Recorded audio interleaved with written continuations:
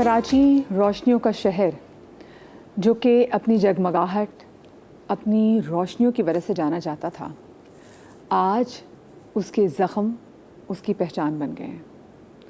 कहीं पर हम देखते हैं कि हमारे शहर में जो कत्ल गारत की सूरत हाल है, जो चीना झपटी की सूरत हाल है, जो कराची की टूटी फूटी सड़कें चीख चीख के लोगों को कराची की कसमापुर्सी का हाल बता रही हैं। कहीं हम देख रहे हैं कि बेलगाम ये डंपर किस तरीके से कराची की सड़कों को खून आलूदा कर रहे हैं। ऐसा लगता है कि इस शहर का कोई पुरसाने हाल नहीं है।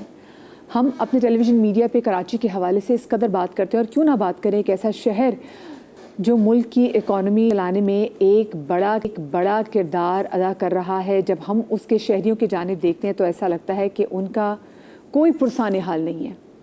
कराची के शहरी जो कभी प्रोटोकॉल की नज़र हो जाते हैं, जिसके बच्चे मैनहोल की नज़र हो जाते हैं। और अभी चंद माह पहले की बात है, एक प्यारा सा बच्चा इब्राहिम जो अपने माँ बाप के साथ जो शॉपिंग करने के लिए गए थे, किस तरीके से वो भागता हुआ आया और इससे पहले कि वो अपनी बाइक तक पहुँचता वो मैनहोल में गिर गया। और ये मैनहोल इतने बड़े हैं, ये इतनी बड़ी बड़ी जानें निकल रहे हैं कि अब से कुछ महीने पहले एक औरत अपने बच्चे के साथ ऐसे मैनहोल में गिरी, उसकी बॉडी तो मिल गई और फिर आगे जाके नदी के पास जाके उसके नन्हे बच्चे की बॉडी रिकवर की गई।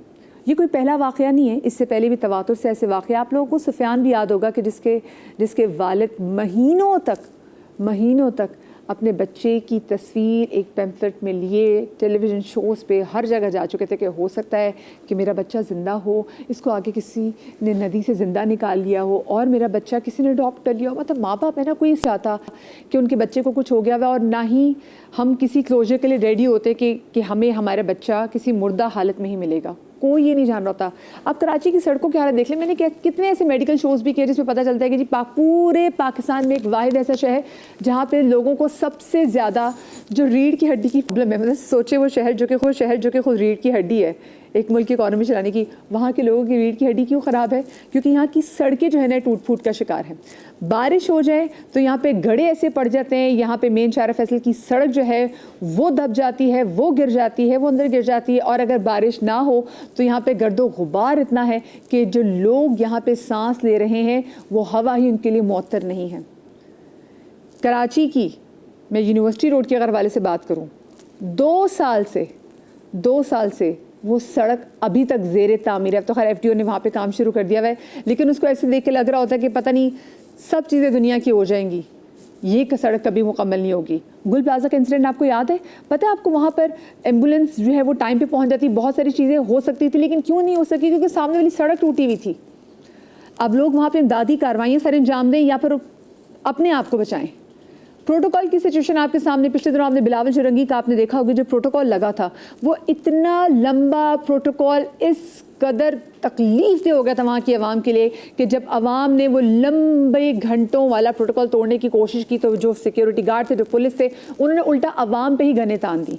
अभी एक मैं आपके सामने एक वीडियो शेयर करती हूँ, अगर मेरे प्रोड्यूसर साहब वो वीडियो आपके साथ चला सके, मैं शेयर कर सकूँ कि लोग परेशान है कि भी इस कदर लंबा प्रोटोकॉल, और प्रोटोकॉल तो लोग उसको दें जिसको कहें कि हाँ भाई इसको प्रोटोकॉल बनता है, क्योंकि इसने हमारी मुश्किलात जो हैं वो आसान की हैं, इसने हमारे बच्चों की ज़िंदगियाँ आसान की हैं, इसकी वजह से हमें पानी मिल रहा है, इसकी वजह से हमें गैस मिल रही है, इसकी वजह से मेरे शहर में बिजली आ रही है, इसकी वजह से मेरी ज़िंदगी का जो निज़ाम है वो सही चल रहा है, इसकी वजह से हमें सहूलियात घर बैठे मिल रही हैं। लेकिन ऐसा नहीं है। तो लोग यही सवाल पूछते हैं कि जब इन 4 चीज़ों में से ना तालीम यहाँ के बच्चों को मिल रही है, ना यहाँ पे सड़कें अच्छी हैं, ना यहाँ पे पानी अच्छा है, लोग भूखे दफ्तरों को जाते हैं, भूखे बच्चे स्कूल जाते हैं। क्यों? क्योंकि यहाँ पे गैस ही लोगों को मुयस्सर नहीं है। और मैं घर से बाहर निकलने की क्या बात करूँ, यहाँ पे जो सिक्योरिटी का निज़ाम है वो सिक्योरिटी का निज़ाम भी इस कदर बोसीदा है कि यहाँ पे माएँ, बहनें, बच्चे, बूढ़े, कोई भी महफूज अपने आप को तसव्वुर नहीं करता। ये कराची की सड़कों की सूरत हाल है। कराची की जो सिक्योरिटी है उस पर मीम्स बनने लग गई हैं। लाहौर में लोग कहते हैं कि जी आप लाहौर में बाहर जाए आराम से वॉक करें, कराची में वॉक क्यों नहीं कर सकते? क्योंकि या तो आपका मोबाइल नहीं होगा या तो आप नहीं होंगे। किसी भी मैं अगर इलाके की बात कर लूँ तो मुझे समझ में नहीं आती कि यहाँ पर सिक्योरिटी की क्या सूरत हाल है। यहाँ पे वारदातियाँ दिन दहाड़े लोगों को लूट रहे हैं, लोगों को मार रहे हैं, और हम तस्वीरें देखते हैं, हमारे जवान साला बच्चे चले गए हैं, नज़र हो गए इन वारदातियों के, तस्वीरें शेयर करते हैं, उन पर न्यूज़ चलती है, हम 5 दिन हम भी रोते हैं, लेकिन फिर क्या होता है, फिर हमारे पास एक और नया केस आ जाता है रोने के लिए। अभी कल की बात है, मुझे मेरी टीम के लोग बता रहे थे कि कल किस तरीके से उनके हस्बैंड जो हैं वो ऑफिस से आ रहे थे तो एक बाइक का लड़का आगे गया तो डंपर ने उसको उनकी नज़रों के सामने कुचल दिया। क्या कोई शख्स मेरे शहर में ऐसा भी है जो कि मुझे ये कह सके कि मैंने सड़क पे कोई ऐसा खौफनाक सानिया हादसा ना देखा हो? नहीं जी नहीं। हम इतने अभी लकी नहीं हैं। हम सब की आँखों ने इस शहर के बहुत गम देखे हैं, इस शहर के बहुत मसाइब देखे हैं, और अब लोग यही जानना चाहते हैं कि क्या कोई हमारा पुरसाने हाल भी है। हमारे रिपोर्टर्स जो रोज़ की बुनियाद पे कराची की जो सूरत हाल है, कराची की सड़कों पे जो है, वो तमाम तर मनाज़िर, वो तमाम तर लोगों की परेशानियाँ आप लोगों के सामने रखते हैं। वो मेरे साथ इस वक्त लाइन पर मौजूद हैं। मेरे साथ मौजूद हैं मूनिस अहमद और काजी हसन। ज़रा मैं इनके जानिब रुख करती हूँ। मूनिस, मुझे बताइएगा कि आज हम कराची की बात करें, और अफसोस की बात यह कि मैं जब भी कराची की सूरत हाल के वाले से बात करती हूँ, कराची के मसाइल के वाले से बात करती हूँ, मेरे पास मैं ये नहीं कह सकती हाँ कि हमने फ़लाने हर चीज़ को हाईलाइट किया था और सालों से इस चीज़ को हाईलाइट करते आ रहे हैं तो ये मसला हल हो गया हो। वो मसला अभी जूं का तूं है, शायद उससे ज़्यादा वर्स्ट हो गया है। कुछ शहर की सूरत हाल को देखते हुए ऐसा लगता है कि हमारी सुनवाई कहीं होती है? आप लोग रोज़ की बुनियाद पे इतने मसाइल लोगों के सामने लेकर आते हैं। देखिए मदिया, आपने जब अपनी गुफ्तगू का आगाज किया ना, उसमें तकरीबन ही तमाम मसाइल का अहाता आपने कर दिया है, लेकिन इसकी जो बुनियादी वजह है, और आप जो ये पूछ रहे हैं कि कहीं कभी हल होते हुए नजर आएंगे, तो सबसे बड़ा मसला जो है वो गवर्नेंस का आता है। ये कभी एक दो दिन की बात नहीं, महीनों की बात नहीं, कई सालों की बात है। जो बैड गवर्नेंस बदकिस्मती से यहाँ पर हम देखते चले आ रहे हैं, जो हमें बताते हैं समाजी माहिर, जो शहर के अर्बन प्लानर्स हैं, वो बुनियादी नुक्ता कहते हैं यहाँ पे गवर्नेंस का है। आपने देखा जो इब्राहिम की बात की, बच्चे के गिरने की, इसी तरीके से कचरा उठाने की बात, सिक्योरिटी के मसाइल या फिर डंपर से जो हादसा हो रहे हैं, इन तमाम मामला पे और दीगर मामला पे वादे और दावे बड़े बड़े किए जाते हैं। बट ये होता है जैसे ही चंदन की बात होती है, वो नजरों से ओझल, जवानों से दिमागों से ओझल शहरियों के, फिर वही मसाइल होता है। इस वक्त भी शहर में इतने ज्यादा मैन होल जो है वो खुले हुए नजर आ रहे हैं, जिनके गटर के ढक्कन नहीं लग सके हैं। हालांकि जब ये इब्राहिम का वाकया हुआ था तो बहुत मुताबिक Karachi water and sewerage corporation हुआ था, चेयरमैन उसके मेयर कराची उन्होंने ये दावे किए थे कि अब हमारी हेल्पलाइन बहुत फंक्शनल हो गई है और वहां पे शहरी कंप्लेन करके लगवा सकते हैं। हमारे पास इदारा जो है वो बहुत मुताबिक है। इस वक्त भी शहर में बेशुमार इलाके ऐसे हैं जहाँ पे मैन होल खुले हुए हैं। सिक्योरिटी की आपने बात की, गुज़िश्ता 2 रोज कबल जो हादसा हुआ जिसमें जो डकैत है उन्होंने एक लड़की को सीने पे गोली मार के मार दिया, गुज़िश्ता रोज जंपर का हादसा हुआ। उसके अलावा शहर में जो मंसूबे हैं, आप ये देखिए, जब हम रिपोर्टिंग करने जाते हैं ना, जो आपने मुझसे सवाल पूछा, हम मदिया तसव्वुर नहीं कर सकती जो मनाजिर हम देखते हैं पानी के ऊपर लोगों के। शायद आपके घर में पानी आ जाता हो, मेरे घर में पानी आ जाता हो, लेकिन इतने सारे इलाके ऐसे हैं, 50% से ज्यादा आबादियां मैं कहूंगा कि ऐसी हैं शहर में जहाँ पे पानी नहीं है। तो वहां पे बच्चे, नौजवान, बूढ़े और खवातीन, 70 से 80 साल की खवातीन गैलन उठाने पर मजबूर हैं और पानी के लिए इतने परेशान हैं कि उनके आंसू निकल जाते हैं। 2 रोज कबल न्यू कराची हमने 11E का इलाका कवर किया था। वहां पे लोग बताते हैं कि पानी का जो वक्फा है वो 1 महीने से ज्यादा हो गया, 1 महीने तक उनके पानी नहीं आता। अल्टीमेटली उन्हें महंगे दामों टैंकर्स खरीदने पड़ते हैं, जो यकीनी तौर पे टैंकर्स का जो माफिया है वो अरबों रुपए, करोड़ों अरबों रुपए कमा रहा है शहर के। ऐसे ही मैं तो खुद इससे मुतासिर हूँ। घर में पानी तो टैंकर के अलावा आ ही नहीं सकता। मतलब टैंकर आएगा तो घर में पानी डलेगा, वरना हम और हमारे बच्चे भी घर में वैसे बैठे होंगे।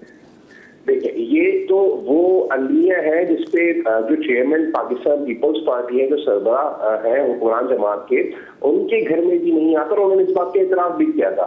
तो आप बताइए इससे ज्यादा बदकिस्मत क्या होगी? और वो इतराफ को कई साल गुजर गए, वहां पे भी सूरत हाल बेहतर नहीं हो सकी है। तो ये एक शहर का ऐसा मसला है जिसपे अमीर गरीब सभी पिस रहे हैं और इसकी कोई सुनवाई होती भी नजर नहीं आ रही, क्योंकि 2 दहाइयों से ज्यादा हो गया। केपो तो जेर इंतवा है, आपको पता है, 25 अरब रुपए से ये शुरू हुआ था। इस वक्त 200 अरब रुपए से ज्यादा इसकी कॉस्ट हो चुकी है।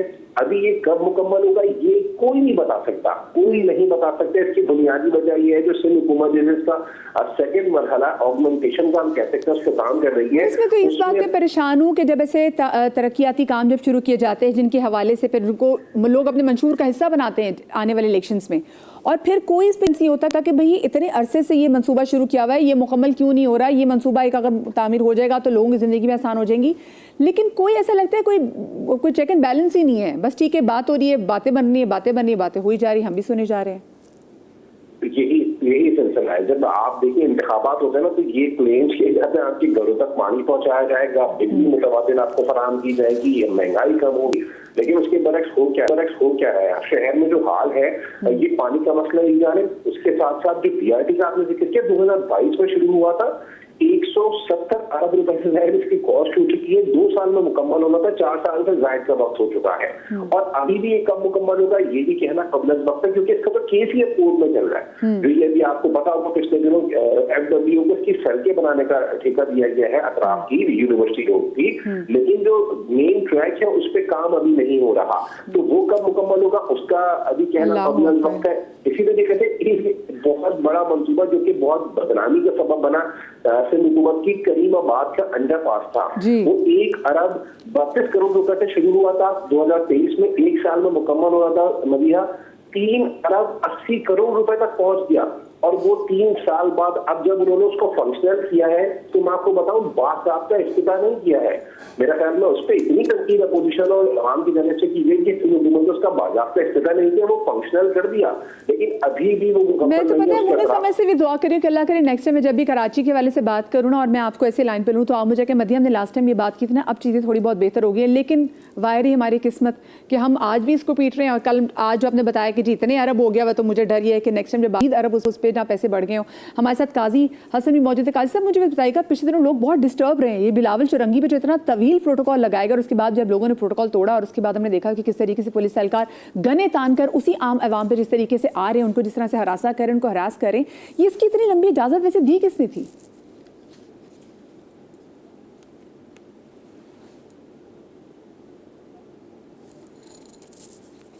काजी साहब मुझे सुन रहे हैं? देखिए मदिया, ये आपने जो जिस बात की निशानदेही की, तो ये एक आम आदमी की फीलिंग जाहिर कर रहा है। इसमें उनको जो उन्होंने जो प्रोटोकॉल तोड़ा, तो ये उनकी अंदर से गुस्सा, उनके जो गुस्सा नजर आया है, और ये बड़ा अलार्मिंग है। ये हम सियासतदानों को सोचना होगा कि आज ये सूरत हाल है, कल कोई इससे मजीद खराब हो सकती है। तो ये तमाम शहरियों का वो गुस्सा है जो सुबह काम से निकलते हैं अपने घरों से काम के लिए, और उनको रस्तों में जा बजा टूटी फूटी सड़कें, ना मुकम्मल जो प्रोजेक्ट नजर आते हैं, उनकी तकलीफ से है कि वो जब अपने घरों पे या दफातर पे जा रहे होते हैं, रस्ते में अगर उनको बंद प्रोटोकॉल मिल जाए तो उनकी क्या फीलिंग होगी। उनको किसी बात का डर खौफ नहीं। अभी चंद दिन पहले ही एक पुलिस एहलकार की भी नजर आई थी वीडियो, जिसमें वो आम आदमी जिसका कोई ताल्लुक नहीं है किसी सियासी जमात से, वो कह रहा है कि ठीक है गोली चलानी है तो चला दो। तो उसका गुस्सा जाहिर कर रहा है कि ये कितनी ज्यादा सूरत हाल खराब है। और ये जैसे हम या मोनिस या आप अगर कोई रिपोर्टिंग करते हैं, हम मसाइल की निशानदेही करते हैं, तो अमूमन हमें तनकीद का भी निशाना बनाया जाता है। लेकिन अगर मैं बात आज से आपके और मेरे खिलाफ भी हमें ट्विटर पे जो एक्स है उस पे गालियां भी पड़ने लग जाएंगी, तो आपको भी पता है, मुझे भी पता है। बताया जाता है कि नाकाबिले रिहाइश शहरों में कराची किस नंबर पर है। तो ये रिपोर्ट